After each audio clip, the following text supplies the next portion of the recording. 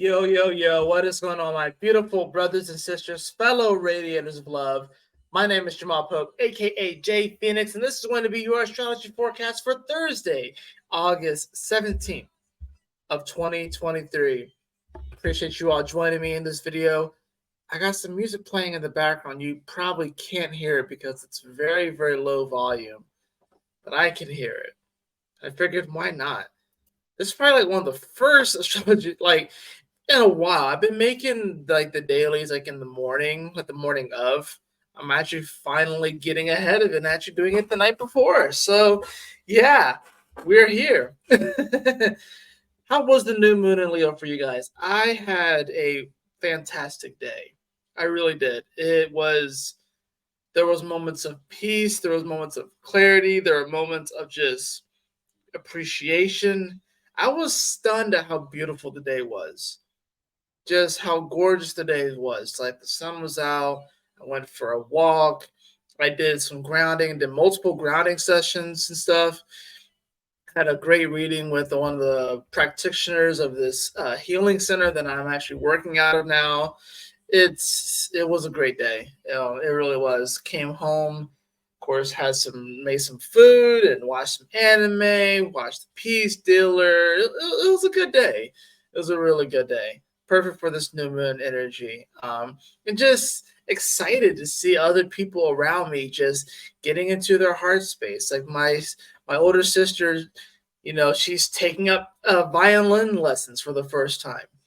It's freaking amazing. Just the same things like that. I had a conversation with my dad. He was working out in the yard, which he does a lot, but I know that that's what brings him joy and peace. And I'm just happy to hear these sort of things, right? So trusting that you all had a wonderful new moon in Leo as well. And of course, shout out to one of the astrologers that has inspired me the most, the Leo King. Him and his partner just had their baby, so that was wonderful to see. Congratulations to them. Fantastic stuff there, and just super happy for them as well. Anyways, all that, you know, had to get through all that sort of stuff. It's just that kind of energy, right? I love seeing other people be happy and getting into their heart space. You know what I'm saying? So it's pretty fun to see.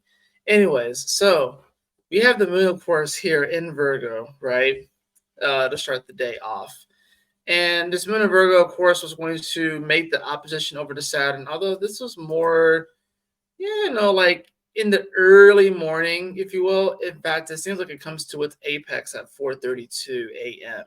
So, I mean, if you happen to be up at 4:32 a.m. on the East Coast, or that would be, 1:32 in California, which I guess would be possible, right? If you're on the West Coast, you'll see this opposition here, right?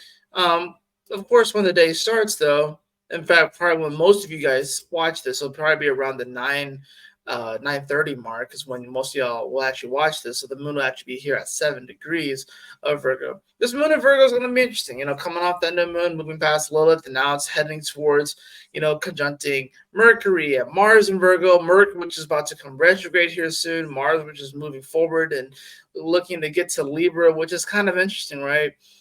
Mars was feeling very, very powerful in Leo. Then they got to Virgo, and now it's like hypercritical of all of its actions and the way that it does things. And then it's going to get to Libra, which is the opposite house, which is going to kind of bring a bit of an interesting aspect to the Mars energy, where it's going to be like, okay, we want to be bold, but we still want to be able to connect with people and not necessarily scare people away. So Mars trying to figure out, like, okay, if I can get these things in order before I get to Libra, maybe I won't just scare people away with my intensity, right? So of course, today is one of those days, honestly, where it is a bit more chill.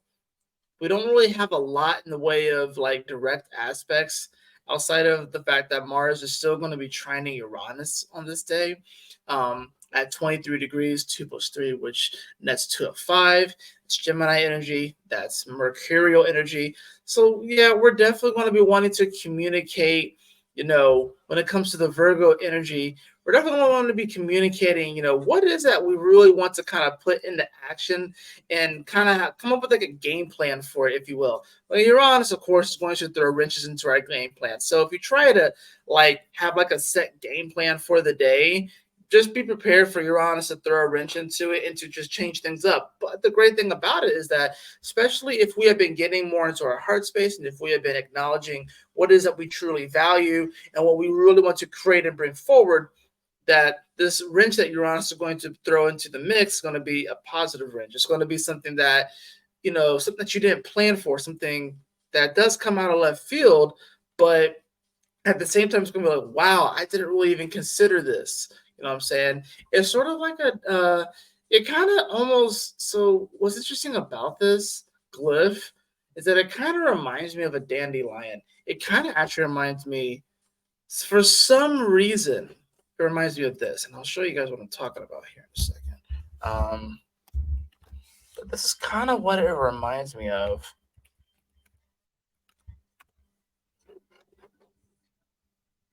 I don't know why it reminds me of this, but for some reason it reminds me of this right here. Let me it's funny too, when I was coming onto the video, I was looking at the aspects. I'm like, there's not really a whole lot of major things going on today. I don't know how long this video will be, but you know me, I'm always going to find some weird way to connect things and stuff, right? So here we go. I'm going to stop sharing that screen, and then I'm going to share another screen. I don't know why, but for some reason Uranus is reminding me of this. I really don't know why. Just the glyph of it, And what's interesting too is that this is a fairy type Pokemon, right? Floette, middle stage evolution. And they kind of fly, they kind of float in the wind, and they're kind of holding on to this flower, if you will. I think in many ways we kind of do feel that way.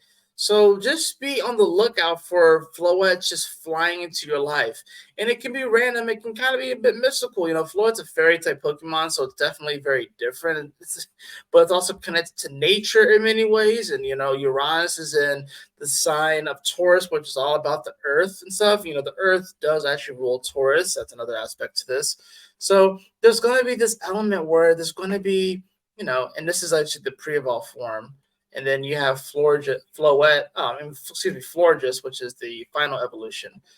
I think it's interesting too, how we want to be able to ride the wind of what the universe is throwing at us, but so long as we have the love in our heart, and so long as we are willing to express and be a co-creator with this universe, the winds are going to take us to wherever we need to be. Right? They will take us to wherever we need to be. I just thought that I would share that with you guys. Back to the chart. Don't know if that even made sense for some of you guys, because I know I'm a massive nerd, but when I think about the astrology, when I look at the astrology, different metaphors and similes and different ways of expressing it that kind of come up. And for some reason, I'm just getting the feeling of this. There's going to be this feeling of like, maybe a Floette's just going to pop into your life.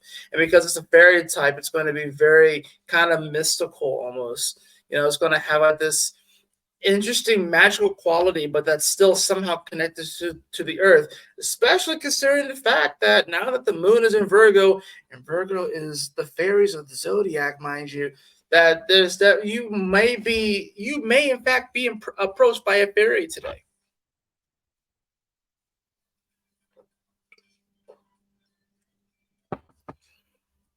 You may in fact be approached by a fairy today.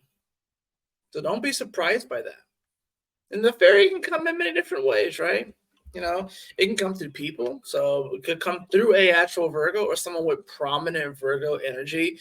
But this is going to be an energy or person or a situation that's going to allow you to integrate the new moon energy that we just had in Leo, integrate this energy so we can actually manifest and make this into a reality. so we can actually integrate this into our daily life. Okay, potent, awesome, beautiful new moon in Leo energy. It felt fantastic. It really did. How do we integrate this? If anything, I felt like this last few days was should have been invigorating for you, to give you a sense of hope, to give you the sense of clarity, to give you the sense that, you know what, yeah, things have been kind of weird. Things have been kind of wonky. Things have been kind of all over the damn place. Trying to figure out how to navigate this has not been easy, but you absolutely have the tools to do so. You have the people in your life that you can rely on. Sure, it may not necessarily be the people that you thought it was going to be, maybe 5 or 10, 15, 20, 30 years ago. It may not be those people, but the people in your life that do support you, appreciate them. That's what this comes down to, right? I mean, as you move this moon throughout the day, like I said, it's not going to make a whole lot of major aspects. It's going to go through that first decan. And then, of course, it's going to move into that second decan, which is ruled by Saturn, right? And come by the end of the day, that moon's going to be at 13 degrees. So it's getting ready to make the trine over to Jupiter, which will happen throughout the night. But I think today's really going to be a day where it kind of gives us this moment to sort of reflect in many ways on the new moon that we just had in Leo, about the Kazemi that we had with the Sun and Venus, now that they're separated by 7 degrees. And we literally just had this over this past weekend, and now they're already separated by so much. And we also have to consider the fact that, the Sun is within 30 degrees of Mars, which is leading the pack, right? So the Sun is trying to catch up to Mars, and it will eventually catch up to Mars, but it's trying to catch up to Mars, who is leading the pack, right? Come by the end of the day, we're going to have Mars, Mercury, Pallas, Moon, all here in Virgo. I don't know if Palestine will actually come in. I don't know if Black Moon will come into Virgo before it retrogrades again. But, oh, yeah, it will. It will. Yeah. That would be more of like a Friday aspect.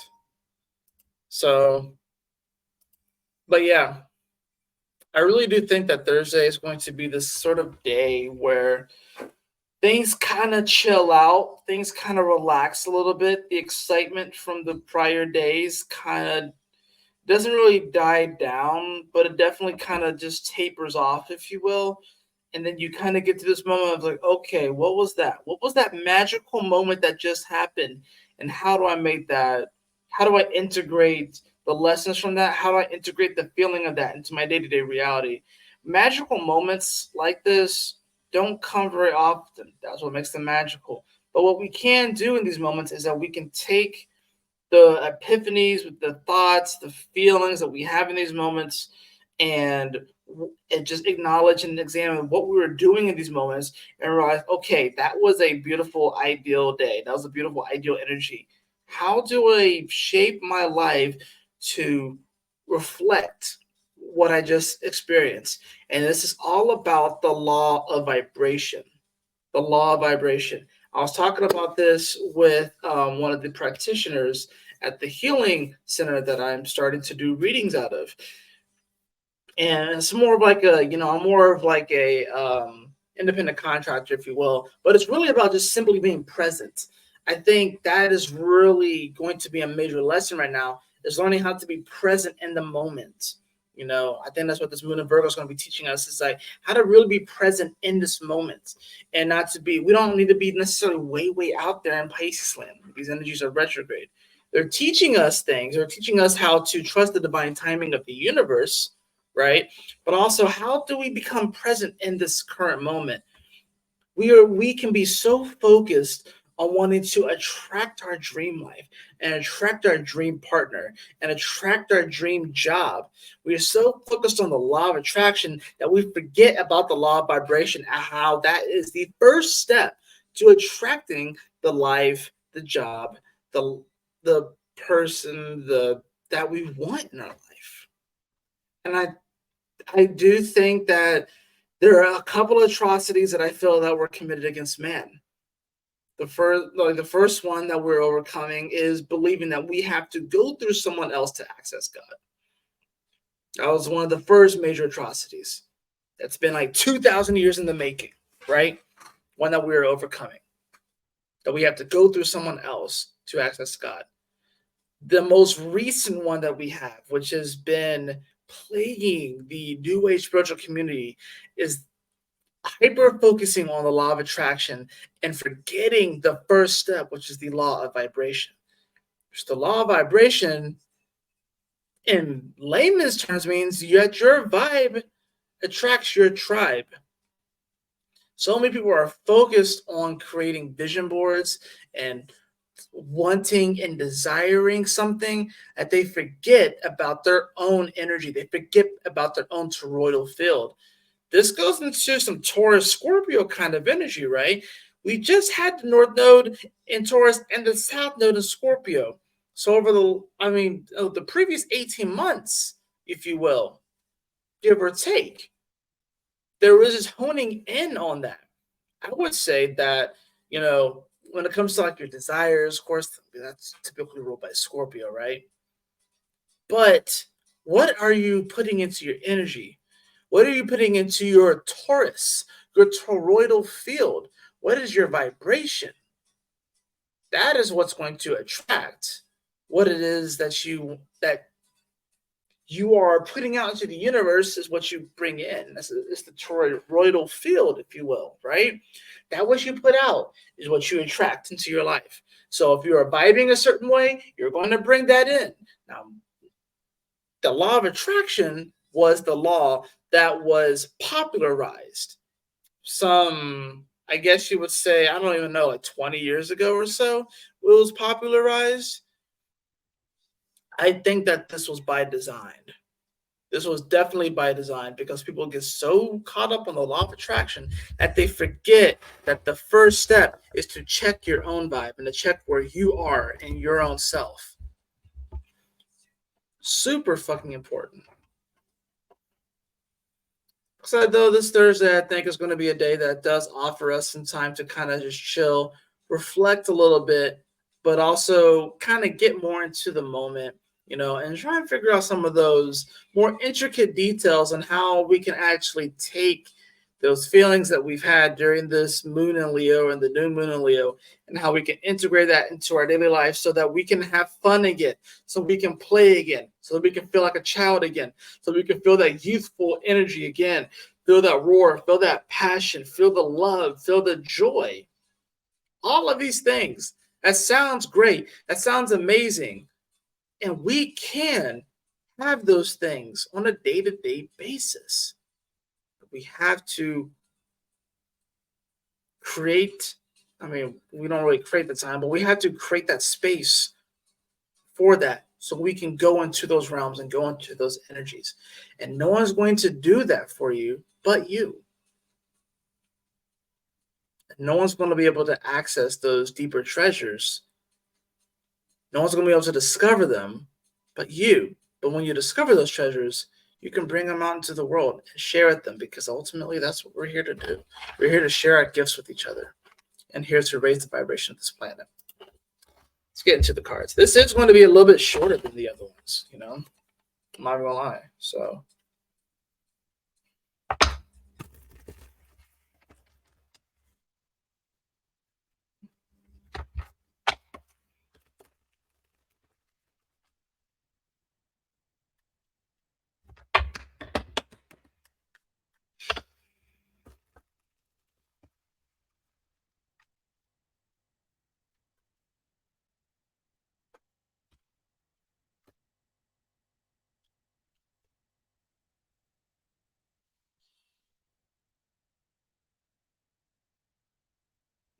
card of judgment.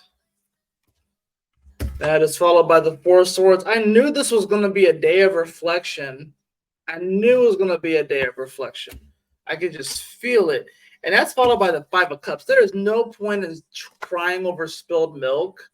There is no point in crying over spilled milk. The past is the past. It is done.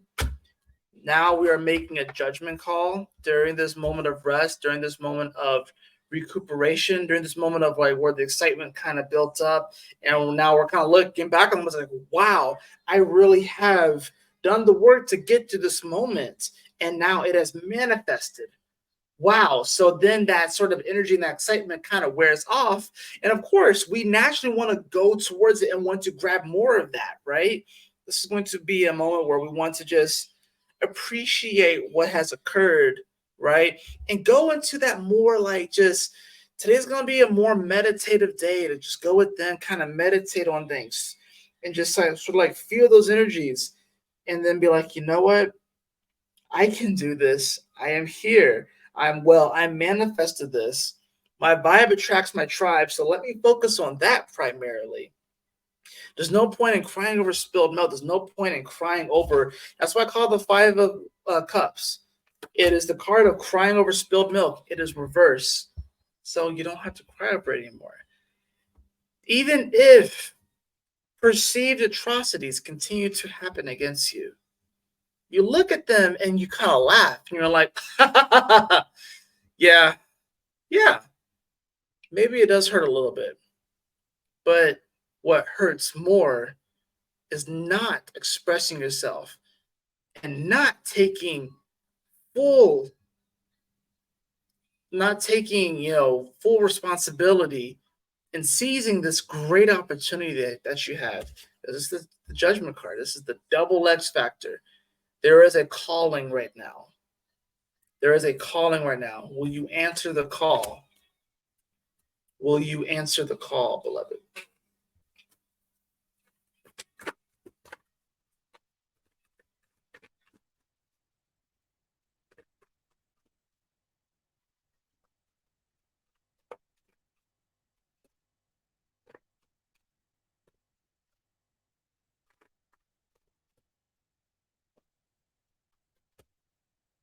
This was the card that flipped up. So it's the card that we're going to talk about. It's the card of romantic love.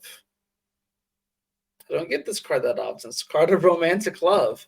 The frequency of romantic love supports your journey to feel whole and complete through the experience and reflection of a conscious lover. So if you are, partnered up with someone, great day to definitely just appreciate and be in the presence of your lover.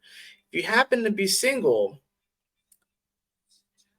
this is definitely a great day for self-love because the lover, the conscious lover that's going to come into your life, the lover that's not, and I hate using this word, narcissistic, the lover that's not codependent will come into your life when you really start to focus on yourself and really start to focus on the law of vibration before the law of attraction. So many people focus on the law of attraction. It's like, oh, I'm going to attract my twin flame. I'm going to attract my soulmate.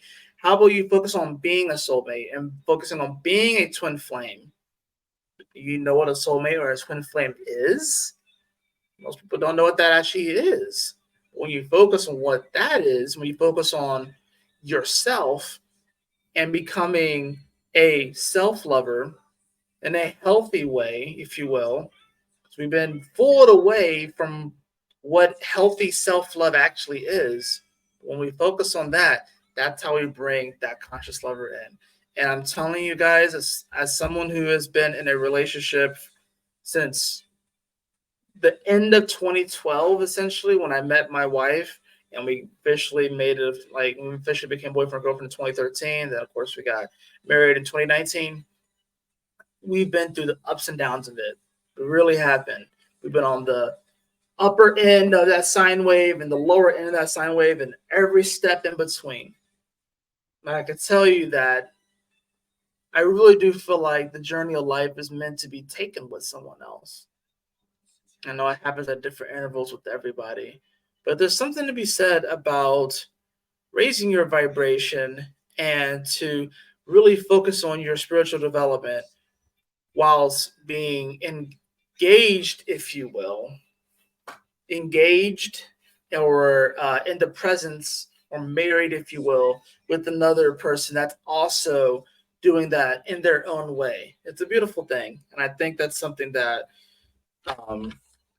some people maybe are like, oh, I'm never going to get married, or they're going to be like, oh, well, it doesn't necessarily have to be like a stereotypical marriage either. Just like the person I was talking to today, the way that, and she had Juno and Pisces in the sixth house. So I'm like, yeah, the way that yours is going to look is not going to be, it's not going to be standard for what society is. Like, you're probably not meant to marry, but you probably are meant to be with someone for the long haul, and it's going to look the way it's supposed to look for you.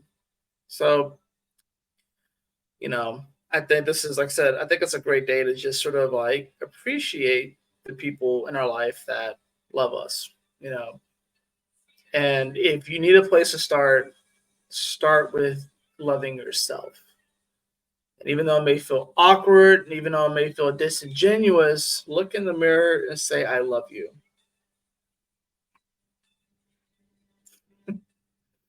That's going to do it for your astrology forecast today. I hope that you all enjoyed it. If you did, please like, share, and subscribe. I definitely appreciate it.